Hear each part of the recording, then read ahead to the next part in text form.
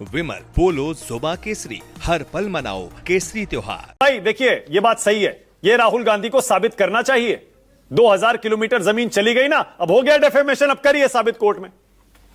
देखिए मानक भाई, कोर्ट ने ये इस बात का संज्ञान नहीं लिया कि 2 दिसंबर 2021 में unstarred question number 2 Rahul Gandhi ji ने दिया था, जिसे सप्रेस कर दिया और रीजन भी नहीं दिया गया कि आपका क्वेश्चन क्यों नहीं लिया गया। दिस वाज रिगार्डिंग कि ये जमीन कितनी गई है। अब तो ऐसे कि सच्चे भारतीय सोनम वांगचुक भी नहीं है, सच्चे भारतीय जो चरवाहा है वहां पर जा रहे वो बता रहे वो भी सच्चे भारतीय नहीं है। शैतान सिंह का जो स्मारक था वो शैतान सिंह भी सच्चे भारतीय नहीं रहे, क्योंकि वो स्मारक जो है उन्होंने तोड़ दिया था और वहां तक उन्होंने कब्जा कर लिया, अभी नया स्मारक बनाया गया है।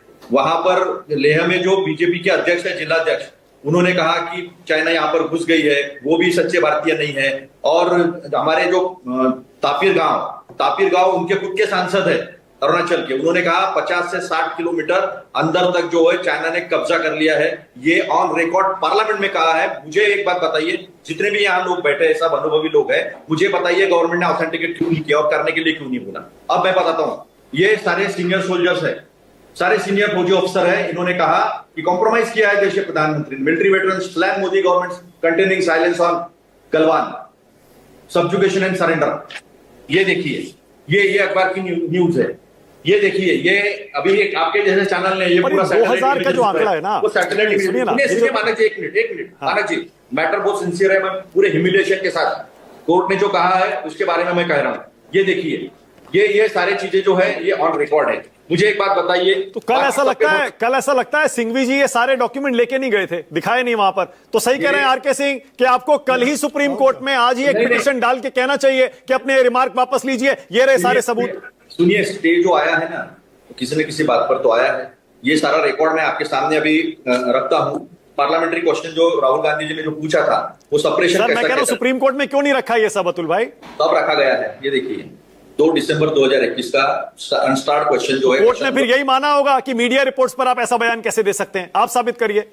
मैंने मानक जी 2000 स्क्वायर किलोमीटर जमीन चीन ने कब्जा ली, इसका सबूत कहां है? मानक जी, अगर ऐसी बात है तो फिर तापिर गांव से लेकर तो लेह के बीजेपी के अध्यक्ष से लेकर तो चरवाहे जो आम लोग हैं, वहां के जो भारतीय लोग हैं जो वहां जा नहीं सकते हैं, नेपाली लोग जो है वो अभी नेपाल, अपने यहाँ नेपाल की एक प्लटून है, वो अभी चाइना के इस आर्मी में जा रही है। ये सारे सोनम वांगचुक ने रखे 21 दिन का उन्होंने हड़ताल किया है। 10,000 लोग दिल्ली तक आए थे चलकर।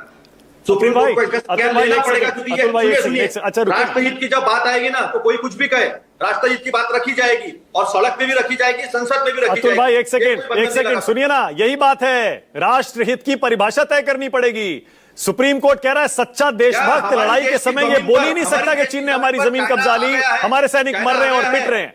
हमारी देश की जमीन पर चाइना आ गया है, ये राष्ट्रहित की बात नहीं है। अतुल भाई एक सेकंड, एक मिनट। अब देखिए, ये पहली बार नहीं है, ये बार बार ऐसा क्यों होता है? राहुल गांधी के बयान को कभी पाकिस्तान उठाता है, कभी चीन से मेल खाता है, कभी यूएस से मेल खाता है कि इकोनॉमी मर गई। किरण रिजिजू जो है वो संसदीय प्रणाली मंत्री है, कार्यप्रणाली मंत्री है, उन्होंने डॉक्टर वीडियो दिखाया बिलावल भुट्टो का, शर्म नहीं आती?